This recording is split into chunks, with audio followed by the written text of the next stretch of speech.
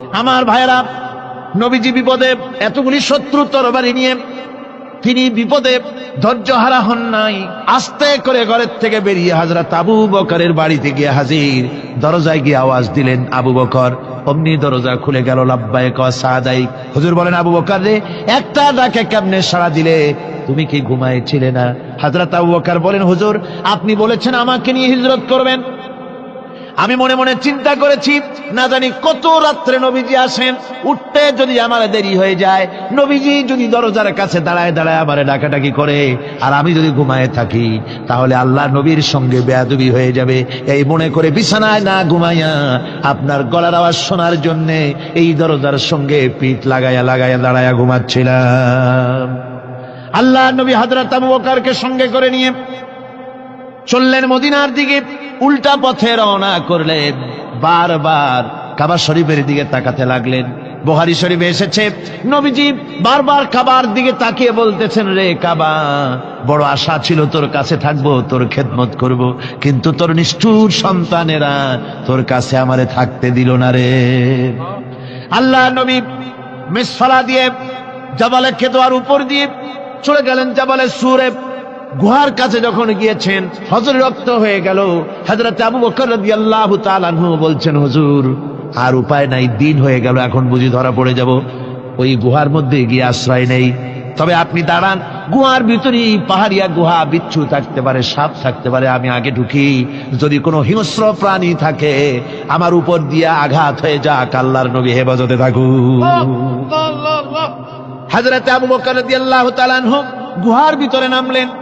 নেমে গুহা সাফ করে হুজুরকে ডাকলেন। হুজুর তাশরীফ ফরমালেন গুহার মধ্যে। হুজুর বলেন, আবু বকর, হেঁটে হেঁটে কষ্ট হয়ে গেছে, তুমি বসো, তোমার উরুর উপরে মাথা রেখে আমি একটু ঘুমায়ে যাই। আল্লাহর হাবিব ঘুমায় গেলেন।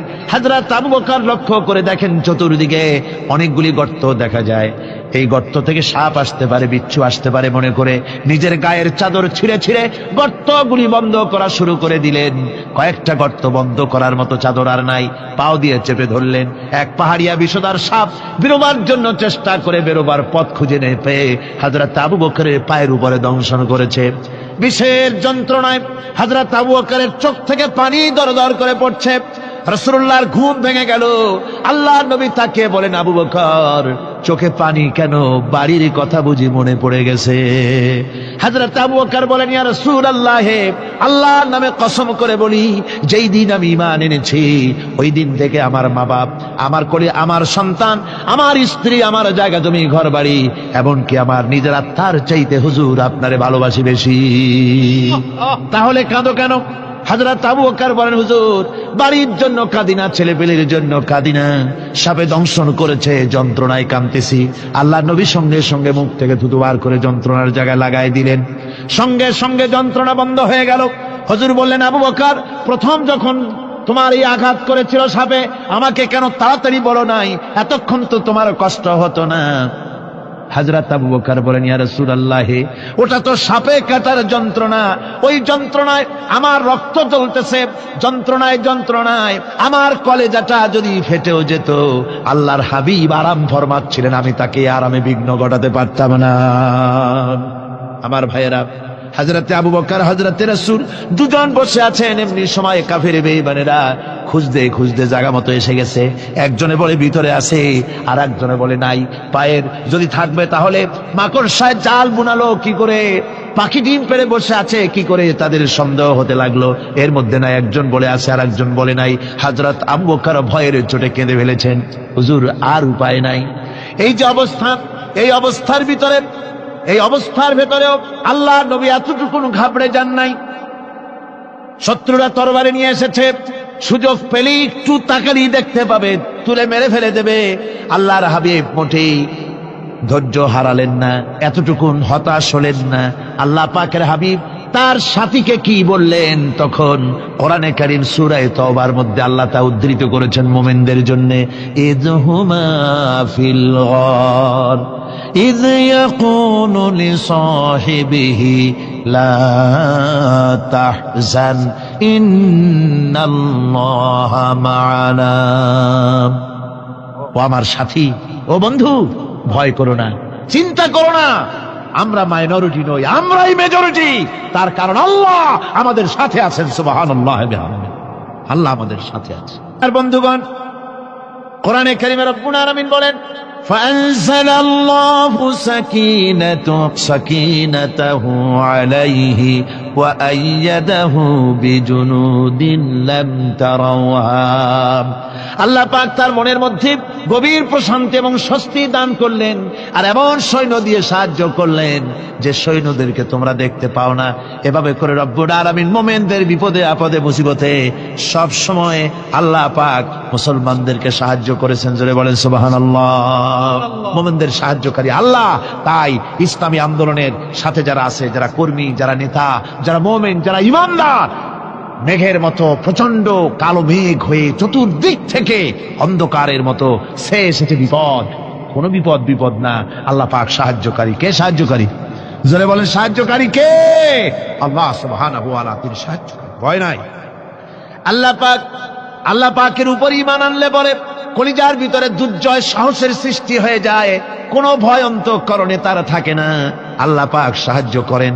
আর আল্লাহর উপরে ঈমান আনলে পরে রব্বুল আলামিন বলেছেন, ইয়া আইয়ুহাল্লাযীনা আমানু হাল আদুল্লুকুম আলা তিজারাতিন তুনজিকুম মিন আযাবিন আলীম। এমন একটা ব্যবসার কথা কি বলবো না যে ব্যবসায় তোমাদেরকে জাহান্নামের আযাব থেকে বাঁচাই দেবে। তার প্রথম কাজই হলো আল্লাহর প্রতি ঈমান আনা। ঈমান আনলে পরে এই সমস্ত গুণ তৈরি হয়ে যায়। আর ঈমানে সবচাইতে উপকৃত হয় সমাজের লোকেরা, রাষ্ট্রের লোকেরা, পরিবারের লোকেরা, দেশের মানুষ উপকৃত হয় মুমিনদের দিয়ে ঈমানের কারণে। তার কারণ হলো একজন মুমিন, একজন ব্যক্তি যখন ঈমানদার হয়, মুমিন হয়ে যায়, আল্লাহর প্রতি যখন প্রগাঢ় বিশ্বাস তার এসে যায়, তখন সেই ব্যক্তি নৈতিকতার মান তার বেড়ে যায়। জোরে বলেন সুবহানাল্লাহ। নৈতিক চরিত্রের উপরে সে প্রতিষ্ঠিত হয়, সে মিথ্যা বলতে সাহস পায় না। মুমিন ব্যক্তি মিথ্যা বলতে সাহস পায় না। কেন পায় না? মিথ্যা বলতে সাহস পায় না, ঠকাতে সাহস পায় না, ওজনে কম দিতে সাহস পায় না, শয়তানি বদমাশি করতে সাহস পায় না। তার কারণ হলো আল্লাহ পাক বলে দিয়েছেন, মুমিন কোরআনের ভিতরে পড়েছে, ইয ইয়াতালাক্কাল মুতালাক্কিয়ানি আনিল ইয়ামিনি ওয়া আনিশ শিমালি কাঈদ। দুজন নিয়ন্ত্রণকারী ফেরেশতা তোমার ডানে এবং বামে বসে বসে তোমাকে নিয়ন্ত্রণ করছে। কোথায় যাও, কি করো, এই ফেরেশতারা বসে বসে সব দেখতেছে। মা ইয়ালফিযু মিন কাওলিন ইল্লা লাদাইহি রাকীবুন আতীদ। মানুষ এমন কোন কথা বলে না যা ফেরেশতারা রেকর্ড না করে, সব রেকর্ড হয়ে যায়। তাই মুমিন ব্যক্তি দায়িত্বহীন কথা বলতে পারে না। মুমিন ব্যক্তির চরিত্র ভালো হয়ে যায়। সে যে কথা বলে বুঝে শুনে কথা বলে, সে যে ওয়াদা করে বুঝে শুনে ওয়াদা করে। যেহেতু সবকিছুর জবাব কিয়ামতে দিতে হবে। কোথায় দিতে হবে? কোথায় দিতে হবে? কিয়ামতে আল্লাহর দরবারে জবাব দিতে হবে। মহান আল্লাহ রাব্বুল আলামিন বলেছেন, ওয়ালাকাদ খালাকনাল ইনসানা ওয়া না'লামু মা তুওয়াসবিসু বিহি নাফসু। মানুষ সৃষ্টি করেছি আমি, তার অন্তঃকরণের ভিতরে ওয়াসওয়াসা কি হয় আমি জানি। এই জন্য মুমিনেরা মনের ভিতরে কোনো খারাপ কল্পনাও করতে পারে না। খারাপ কল্পনা করলেও তার হিসাব দেওয়া লাগবে আল্লাহর কাছে। কার কাছে? ওয়াইন তুবদু মিন আনফুসিকুম আও তুখফুহু ইউহাসিবুকুম বিহিল্লাহ। আল্লাহ বলেন, মনের মধ্যে যে সব কল্পনা করো তা প্রকাশ করো আর গোপন রাখো, ওটার হিসাব নেব আমি আল্লাহ পাক। কিয়ামতের দিন আমার কাছে হিসাব দিতে হবে। বন্ধুগণ, এই জন্য মুমিন যারা, মুমিনদের চরিত্র প্রতিষ্ঠিত হয়, মুমিনদের ধারণা থাকে যেখানেই যাই না কেন, যেখানেই বসি না কেন, সেখানেই আল্লাহ, আল্লাহ ছাড়া কোনো জায়গা নাই। আছে নাকি? আছে। আল্লাহ পাক বলেন, মা ইয়াকুনু মিন নাজওয়া সালাসাতিন ইল্লা হুয়া রাবিউহুম। তোমরা যেখানে তিনজন মিলে পরামর্শ করো, মনে রেখো তিনজন নও, ওখানে চতুর্থ সত্তা আমি রব্বুল আলামিন তোমাদের কাছে আছি। সব শুনিয়ার দেখি। পাঁচজন যেখানে হও সেখানে আমি ষষ্ঠ। এর থেকে যদি কম হও, এর থেকে যদি বেশি হও, বান্দারে তুমি আছো যেখানে আমি আল্লাহ আছি সেখানে। উপায় নাই, সব জায়গায় আমি দেখতে পাচ্ছি। শুধু তাই নয়, রাত্রিবেলায় মানুষেরা গোপনে পরামর্শ করে না? করে কিনা? রাতে রাতে পরামর্শ করে, এক জায়গায় বসে, হলের মধ্যে, পাহাড়ের মধ্যে কোন জায়গায় বসে পরামর্শ করে। কি পরামর্শ? ইসলামী আন্দোলনের লোকদের মারবে, কোথায় তাদের ধরবে, কোথায় তাদের অত্যাচার করবে, এই সমস্ত পরামর্শ করে। আল্লাহ পাক বলছেন, শুনুন, আল্লাহ রাব্বুল আলামিন বলেন, ওয়া হুয়া মাআহুম ইয ইউবাইতুনা মা লা ইয়ারদা মিনাল কওল ওয়া কানা আল্লাহু বিমা তা'মালুনা মুহীতা। আল্লাহ পাক বলেন, তিনি তো ঠিক সেই সময়ও তোমাদের কাছে থাকেন যখন তোমরা নিজেদের ঘরের মধ্যে বসে কোন এক জায়গায় বসে আল্লাহর মর্জির খেলাফ পরামর্শ করো, আল্লাহ তখনও তোমাদের কাছে থাকেন। আল্লাহর ইহাতা থেকে, আল্লাহর কর্তৃত্ব থেকে বেরিয়ে যাওয়ার কোনো উপায় নাই। সুতরাং গোপনে বলেন, প্রকাশ্যে বলেন, যেভাবেই যা কিছু করা হোক না কেন, আল্লাহর কাছে আমাদের সমস্ত অপরাধগুলি ধরা হয়ে যায়। আর এটাই হচ্ছে ইমানের সীমা পরিসীমা। তিলকা হুদুদাল্লাহ ফালা তা'তাদুহা, তিলকা হুদুদুল্লাহ, এটাই হচ্ছে আল্লাহর সীমানা। ইমানের এই সীমারেখা বজায় রেখে ইমানের উপরে মজবুত করে কোনো ব্যক্তি, পরিবার, সমাজ, রাষ্ট্র যদি তৈরি হয়, তাহলে সেই সমাজই শান্তি আসে, সেই সমাজই আরাম আসে, সেই রাষ্ট্র শান্তিপূর্ণ হয়, সেখানে দিন কায়েম হয়, মানুষ সুখ সমৃদ্ধি খুঁজে পায়। সুতরাং আমরা আজকে আলোচনা করলাম ইমানের কোয়ালিটি। কি আলোচনা করলাম? ইমানের কোয়ালিটি। এই কোয়ালিটি দিয়ে যেন আল্লাহ আমাদেরকে ভরপুর করে দেন। জোরে বলেন আমিন, আরো জোরে বলেন আমিন। হযরতে যায়েদ, তিনি তো কৃতদাস ছিলেন, হারায় গেলেন বাপ মা থেকে। আর এরপরে কুদরত তারে মুহাম্মদ সাল্লাল্লাহু আলাইহি ওয়াসাল্লামের ঘরে উঠায় দিল। তিনি তখনও আল্লাহর নবী, তখনও নবুয়তের দায়িত্ব পান নাই। যায়েদের পিতার কাছে খবর হয়ে গেল যায়েদ আছে রাসূলের বাড়িতে, মুহাম্মদ সাল্লাল্লাহু আলাইহি ওয়াসাল্লামের বাড়ি মক্কায়। তারা এসে হুজুরের সঙ্গে দেখা করে বললেন, মুহাম্মদ সাল্লাল্লাহু আলাইহি ওয়াসাল্লাম, জানতে পেরেছি আপনার কাছেই আমাদের ছেলে যায়েদ আছে, মেহেরবানি করে তাকে আমাদেরকে ফিরায় দেন। হুজুর বলেন, যায়েদ যদি তোমাদেরকে চিনতে পারে আর যদি যেতে চায়, আমার পক্ষ থেকে কোনো আপত্তি নাই, অবশ্যই যাবে। তবে যায়েদ যদি যেতে না চায়, আমি এমন লোক নই যে কেউ আমার কাছে থাকতে চাইলে আমি জোর করে তাকে ঠেলেও দিতে পারি না, আমি তেমন লোক নই। পিতা বললেন, আপনি অবশ্যই যুক্তিপূর্ণ কথা বলেছেন। হযরতে যায়েদ কানা হলো। হুজুর বললেন, তুমি কি চেনো এদের? কি? যায়েদ বললেন, চিনি, ইনি আমার বাবা, উনি আমার চাচা। যায়েদের পিতা বলেন, বাবারে বাড়ি চলো, তোমার মা কেঁদে কেঁদে হয়রান, চলো বাড়ি যাই, বাড়ির যা কিছু আছে সব তোমাকে ফিরিয়ে দেওয়া হবে। হযরতে যায়েদ বলতেছেন, পিতা, বাড়িতে যা আছে তাই শুদ্ধ, তামাম দুনিয়াটা যদি আমারে দেওয়া হয়, এই লোকটির কাছে থেকে যে ব্যবহার পেয়েছি, আমি এই লোকের কদম ছেড়ে যেতে পারি না। তার চরিত্রই প্রমাণ করে তিনি নবী। কি ব্যবহারটা পেয়েছেন। হযরত আনাস রাদিয়াল্লাহু তাআলা আনহু ছোট মানুষ, 8 বছর বয়সের সময় হুজুরের খাদেম হয়ে হুজুরের বাড়িতে আসছেন। আচ্ছা, 8 বছর বয়সের কিশোর, ভুল তো করতেই পারে। গরম পানি চাইলে ঠান্ডা পানি এনে দেবে, স্যান্ডেল চাইলে জুতো আনবেন, বিছানা বিছাইতে বললে উঠাই দেবে, এটা স্বাভাবিক। কিশোর মানুষ, ছোট মানুষ। এবার শুনুন, বাইয়ানাত কারে বলে? নবীদের বাইয়ানাত আল্লাহ যে দিয়েছেন সেটা কি জিনিস? সেটা হলো উন্নত মানের চরিত্র, তার ব্যবহার, ওঠা বসা যা দেখলে মানুষ বুঝতে পারে তিনি আল্লাহর নবী। হযরতে আনাসের মুখে শুনুন। হযরতে আনাস রাদিয়াল্লাহু তাআলা আনহু বলেন, একাধিক ক্রমে টানা 10টি বছর রাসূলের খেদমতের ভিতরে নিয়োজিত ছিলাম। 10টি বছরের ভিতরে একটা দিনের জন্য নবীজি আমাকে ধমক দিয়ে কথা বলেন নাই। এটা ধমক দিলেন না আমারে, এটা করছো কেন, এটা করো নাই কেন? সুবহানাল্লাহ বিহামদিহি। গোটা পৃথিবীর সমস্ত মুমিন মুসলমানদের, পুরুষ আর নারীদের জীবন, কলিজা, রক্ত রাসূলের কদম মোবারক উৎসর্গ হয়ে যায়। কারে বলে নবী রাসূল? কি চরিত্র! বাইয়ানাত। আল্লাহ রাব্বুল আলামিন বলেন, নবীদেরকে বাইয়ানাত দিয়েছি আর আমি তাদের সাথে কিতাব দিয়ে দিয়েছি। কিতাবও এমন কিতাব যেই কিতাবের কোনো তুলনা নাই।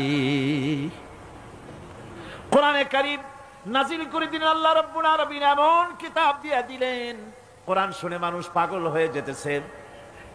রাসূলের উপরে কিতাব নাজিল হলো, হুজুর তেলাওয়াত করতেছেন কাবা ঘরের পাশে বসে। হজের মৌসুম এসেছে, আবু জাহাল ঘরে ঘরে গিয়া বলতেছে আমার দেশে একটা পাগল হয়েছে, নাউজুবিল্লাহ, তারে জেনে ধরেছে, খবরদার তার কাছে যাবা না, কি বলে তাও শুনবা না। ওই যে লোকটা দেখা যায় এখন, পাগল দেখার একটা উৎসাহ লোকেদের মধ্যে সব কালে আছে। লোকদের চিন্তা হলো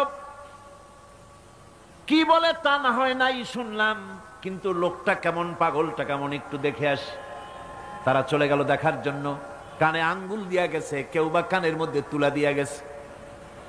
আল্লাহর হাবিবের কাছে গিয়া নবীজির চেহারা মোবারকের দিকে তাকাইয়া তারা দেখতেছে, দেখে দেখে চোখ আর ফেরে না। আহারে, এত সুন্দর কি মানুষ হয় নাকি? পাগল হয়ে গেছে, এত সুন্দর মানুষ, তা কি কখনো পাগল হইতে পারে? আমরা তো পাগল দেখেছি, পাগলের জামা কাপড়ের খোঁজ থাকে না, মাথার চুল একদিকে, মোছ আর একদিকে, দাড়ি আর একদিকে, জামার বোতামের ঠিক নাই, দাঁতে ময়লা, জামায় কাপড়ে ময়লা। এ কেমনে পাগল হবে? এত সুন্দর মানুষ, এত বিন্যস্ত মানুষ, পাগল হবে না নিশ্চয়ই। কান দিয়ে আঙ্গুল সরাইস, কেউ বা তুলা বার করেছে, অমনি নবীজির তেলাওয়াত করা কোরআনে কারীম তাদের কানের ভিতর থেকে ঢুকে কলিজা স্পর্শ করলো। নিজেদের অজান্তে চোখ দিয়া পানি পড়া শুরু হয়ে গেল। বিদেশ থেকে আগত লোকগুলি চোখ থেকে পানি পড়তেছে আর মুখ থেকে বেরিয়ে গেল আশহাদু আল্লা ইলাহা ইল্লাল্লাহু ওয়াহদাহু লা শারীকা লাহু ওয়া আশহাদু আন্না মুহাম্মাদান আবদুহু ওয়া রাসূলুহু।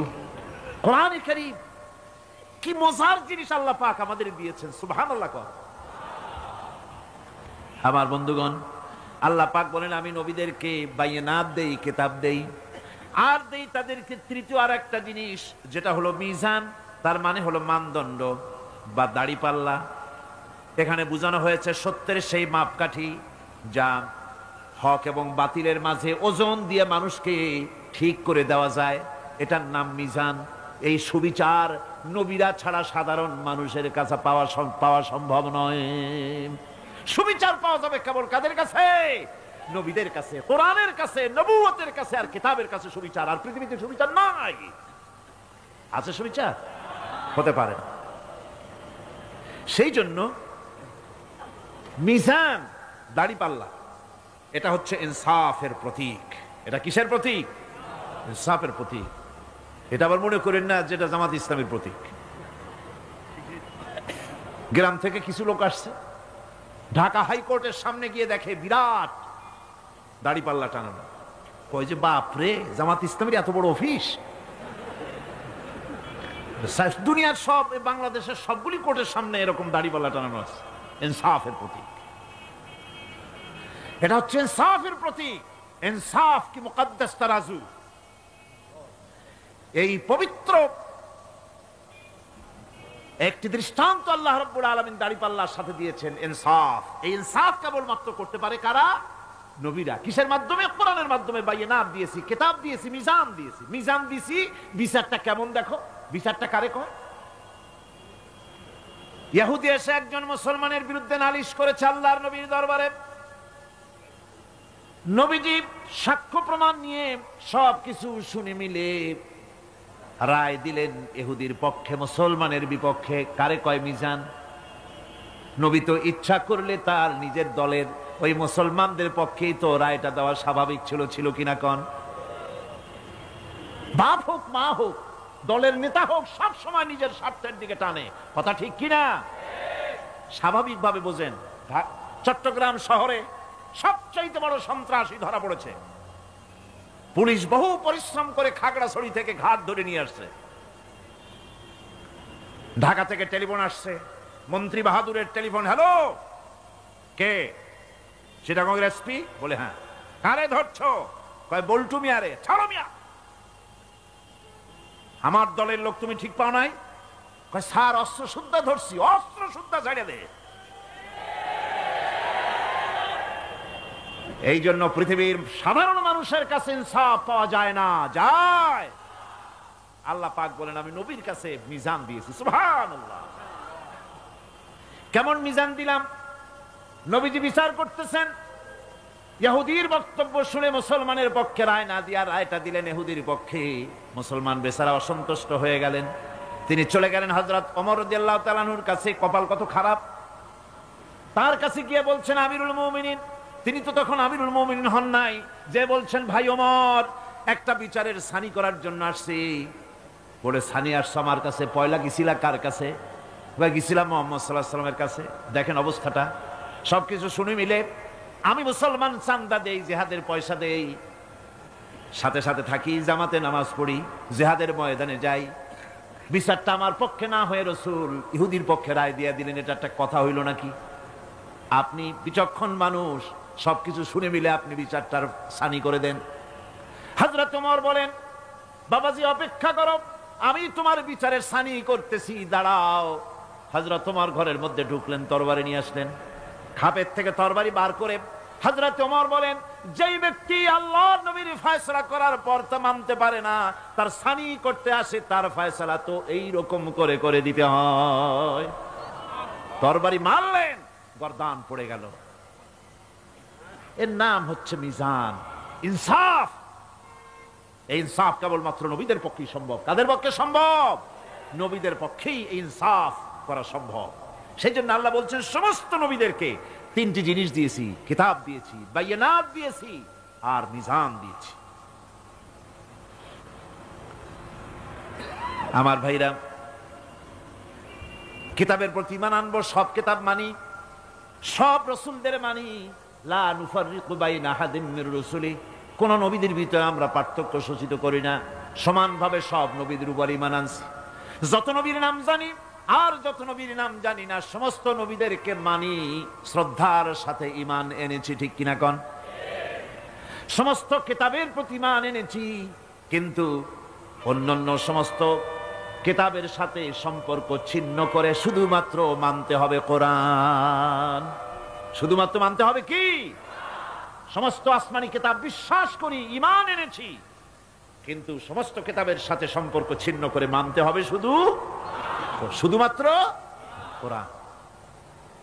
কারণ এটাই হচ্ছে মুকাম্মাল। হযরত ওমর রাদিয়াল্লাহু তাআলা আনহু একদিন রাসূল করিম সাল্লাল্লাহু আলাইহি সাল্লামের সামনে তাওরাতের একটা পাতা এনে তিনি পড়তেছিলেন। বললেন হুজুর তাওরাতের একটা পাতা পাইছি, একটু আপনারে শোনাই। হুজুরের কাছ থেকে অনুমতি না নিয়েই তিনি তা পড়া শুরু করে দিলেন। কিছুক্ষণ পর হযরত আবু বকর রাদিয়াল্লাহু তাআলা আনহু এসে তিনি রাসূলের চেহারার দিকে তাকিয়ে দেখেন আল্লাহর নবীর চেহারা মোবারক গোসায় লাল হয়ে আছে। হযরত সিদ্দিক আকবর রাদিয়াল্লাহু তাআলা আনহু বলেন ওমর, এর থেকে যদি তুই মরে যেতি, এর থেকে তুমি যদি মরে যেতে, তিনবার বললেন। হযরত ওমর হতচকিত হয়ে গেলেন। তিনি তাকিয়ে রাসূলের চেহারা মোবারকের দিকে দেখেন, হুজুরের চেহারা গোসায় ভরে গেছে। হযরত ওমর থরথর করে কাঁপতে লাগলেন, বললেন ইয়া রাসূলুল্লাহ, ওমরের জীবন, ওমরের মা বাপের জীবন আপনার কদমে উৎসর্গ হয়ে যাক। কি অপরাধ করেছি ইয়া রাসূলুল্লাহ? হুজুর বলছেন ওমর, তুমি যে কিতাবের পাতা আমারে শুনাইতেছো, এই কিতাব যার উপরে অবতীর্ণ হয়েছে সেই মুসা আলাইহিস সালাম যদি আজকে বেঁচে থাকতেন, আমার উম্মতের ভিতরে শামিল হওয়া ওয়াজিব হয়ে যেত। সুতরাং সমস্ত কিতাব থেকে সম্পর্ক ছিন্ন করে মানতে হবে কেবলমাত্র কোরআন। মানতে হবে কোনটা?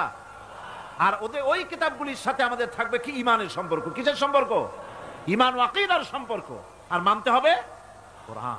এই কোরআনে কারীমের রয়েছে বিশেষ কিছু বৈশিষ্ট্য। সুবহানাল্লাহ, কত বৈশিষ্ট্য! কোরআনে কারীমের রয়েছে বৈশিষ্ট্যে ভরা এই কোরআন, যা আল্লাহ রাব্বুল আলামিন আমাদেরকে দান করেছেন।